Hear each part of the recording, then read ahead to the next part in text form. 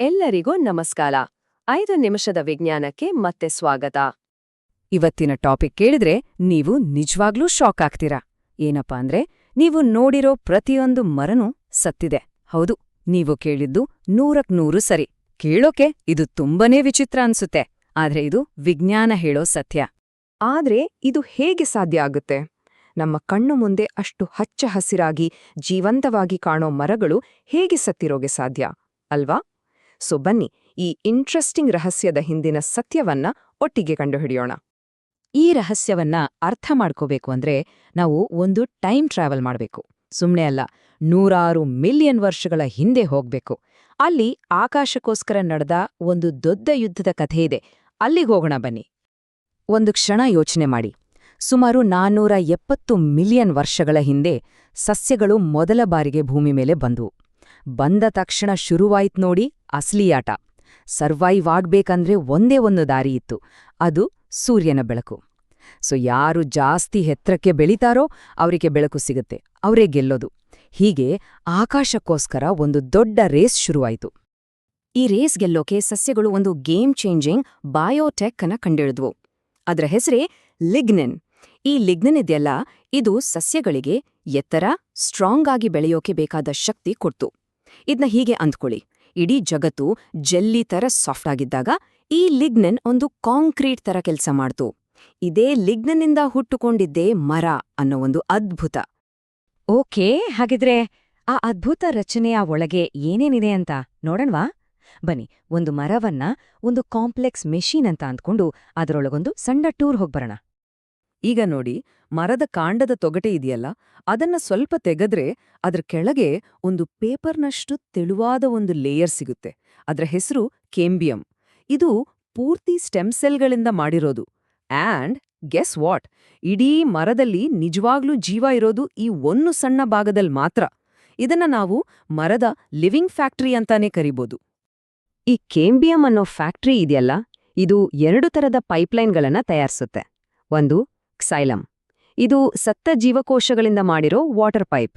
ಮತ್ತೊಂದು ಫ್ಲೋಯಮ್, ಇದು ಜೀವಂತ ಕೋಶಗಳಿಂದ ಮಾಡಿರೋ ಫುಡ್ ಮತ್ತೆ ಇನ್ಫಾರ್ಮೇಷನ್ ಕಳ್ಸೋ ಪೈಪ್. ಈ ಕ್ಸೈಲಮ್ ಅಂದ್ರೆ ಬೇರೇನೂ ಅಲ್ಲ, ಅದು ಕೋಟ್ಯಾಂತರ ಗಟ್ಟಿಯಾದ ಸತ್ತ ಜೀವಕೋಶಗಳ ಒಂದು ಸ್ಮಶಾನ. ಹೌದು, ಇವೆಲ್ಲ ಒಂದರ ಮೇಲೊಂದು ನಿಂತು ನೀರು ಸಾಗಿಸೋ ಪೈಪುಗಳ ಒಂದು ದೊಡ್ಡ ನೆಟ್ವರ್ಕ್ ಆಗಿ ಬದಲಾಗುತ್ತೆ. ನಾವು ಮರ ಅಥವಾ ಕಟ್ಟಿಗೆ ಅಂತ ಏನ್ ಕರಿತೀವೋ ಅದು ಇದೇ ಸತ್ತ ಭಾಗವನ್ನ. ಹೇಗನಿಸ್ತು? ಶಾಕಿಂಗ್ ಅಲ್ವಾ? ಆದ್ರೆ ಈ ಸತ್ತ ಪೈಪುಗಳು ಒಂದು ನಂಬೋಕೆ ಆಗದಂತ ಕೆಲ್ಸ ಮಾಡ್ತವೆ. ಇದು ಏನಪ್ಪಾ ಅಂದ್ರೆ, ಫಿಸಿಕ್ಸ್ನ ಎಲ್ಲಾ ನಿಯಮಗಳನ್ನ ಬ್ರೇಕ್ ಮಾಡೋ ಒಂದು ಸೂಪರ್ ಪವರ್ ಇದ್ದ ಹಾಗೆ. ಒಂದು ಕ್ಷಣ ಯೋಚನೆ ಮಾಡ್ನೋಡಿ, ಒಂದು ಮರ ತನ್ನ ಬೇರುಗಳಿಂದ 100 ಮೀಟರ್ಗಿಂತನೂ ಹೆಚ್ಚು ಎತ್ತರಕ್ಕೆ ನೀರನ್ನ ಎಳೆಯುತ್ತೆ. ಅಂದ್ರೆ ಒಂದು 30 ಅಂತಸ್ತಿನ ಬಿಲ್ಡಿಂಗ್ನಷ್ಟೆತ್ತರಕ್ಕೆ. ಇದ್ಯಾವುದು ಮೋಟರ್ ಇಲ್ಲ, ಪಂಪ್ ಇಲ್ಲ. ಹೇಗೆ ಸಾಧ್ಯ ಇದು?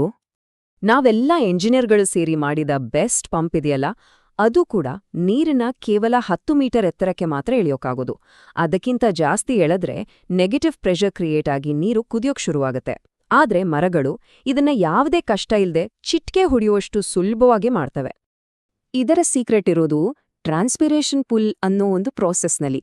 ಸಿಂಪಲ್ ಆಗಿ ಹೇಳ್ಬೇಕಂದ್ರೆ, ಎಲೆಗಳಲ್ಲಿ ಲಕ್ಷಾಂತರ ಸಣ್ಣ ಸಣ್ಣ ರಂಧ್ರಗಳಿರುತ್ತೆ. ಸೂರ್ಯನ ಶಾಖಕ್ಕೆ ಈ ರಂಧ್ರಗಳಿಂದ ನೀರು ಆವಿಯಾಗತ್ತೆ. ನೀರಿನ ಅಣುಗಳು ಒಂದಕ್ಕೊಂದು ಅಂಟುಕೊಂಡಿರುತ್ತವಲ್ಲ, ಹಾಗಾಗಿ ಒಂದು ಹನಿ ನೀರು ಆವಿಯಾದಾಗ ಅದು ಇಡೀ ನೀರಿನ ಸರಪಳಿಯನ್ನ ಒಂದು ಉದ್ದವಾದ ಹಗ್ಗದ ತರ ಮೇಲಕ್ಕೆ ಎಳೆಯುತ್ತೆ. It's like a giant straw. ಸರಿ, ಹಾಗಿದ್ರೆ ವಾಪಸ್ ನಮ್ಮ ಮೊದಲ ಪ್ರಶ್ನೆಗೆ ಬರೋಣ. ಒಂದು ಮರ ಹೆಚ್ಚಾಗಿ ಸತ್ತಿರೋದೇ ಅದನ್ನ ಹೇಗೆ ಜೀವಂತವಾಗಿಡೋಕೆ ಸಹಾಯ ಮಾಡುತ್ತೆ? ಏನಿದು ಮರಗಳ ಅಮರತ್ವದ ಸೀಕ್ರೆಟ್? ಇದಕ್ಕೆ ಉತ್ತರ ತುಂಬಾ ಸಿಂಪಲ್. ಮರಗಳಿಗೆ ನಮ್ಮ ಥರ ವಯಸ್ಸೇ ಆಗೋದಿಲ್ಲ, ಯಾಕಂದ್ರೆ ಅದರ ದೇಹದ ಮುಕ್ಕಾಲು ಭಾಗ ಆಲ್ರೆಡಿ ನಿರ್ಜೀವವಾಗಿದೆ. ಅಜೀವಂತ ಕೆಂಬಿಯಂ ಲೇಯರ್ ಇದೆಯಲ್ಲ, ಅದು ಮಾತ್ರ ತನ್ನನ್ನು ತಾನು ಯಾವಾಗ್ಲೂ ಹೊಸದಾಗಿಸ್ಕೊಳ್ತಾ ಇರುತ್ತೆ. ಅಂದ್ರೆ ಥಿಯರಿ ಪ್ರಕಾರ ಮರಗಳು ಯಾವತ್ತಿಗೂ ಸಾಯ್ದೆ ಬೆಳೆಯುತ್ತಲೇ ಇರಬಹುದು. ಇದಕ್ಕೊಂದು ಮೈಂಡ್ ಬ್ಲೋಯಿಂಗ್ ಉದಾಹರಣೆ ಕೊಡ್ಲಾ?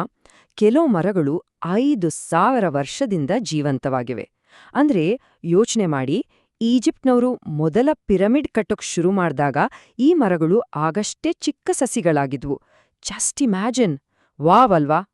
ಹಾಗಾಗಿ ನಾವು ಮರಗಳನ್ನ ನೋಡೋ ದೃಷ್ಟಿಯನ್ನೇ ಬದಲಾಯಿಸ್ಕೋಬೇಕು. ಮರಗಳು ಅಂದ್ರೆ ಕೇವಲ ಒಂದು ಬಯಾಲಜಿಕಲ್ ಕ್ಯಾಟಗರಿ ಅಲ್ಲ, ಅದು ಲೈಫ್ನ ಅಂದ್ರೆ ಜೀವದ ಅತ್ಯಂತ ಯಶಸ್ವಿ ಐಡಿಯಾಗಳಲ್ಲಿ ಒಂದು. ಈ ಮಾಹಿತಿ ಇಷ್ಟ ಆಗಿದ್ರೆ ಆ ಲೈಕ್ ಬಟನ್ ಹಿಟ್ ಮಾಡಿ, ಎಲ್ಲರ ಜೊತೆ ಶೇರ್ ಮಾಡಿ ಮತ್ತು ಹೆಚ್ಚಿನದಕ್ಕಾಗಿ ಸಬ್ಸ್ಕ್ರೈಬ್ ಮಾಡಿ.